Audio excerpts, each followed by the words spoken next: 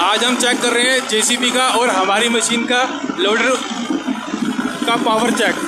तो देखिए हमारी मशीन जेसीबी की मशीन को कैसे धकेलते हुए आगे बढ़ रही है। ये टेस्ट हमने लद्दाख के अंदर किया है।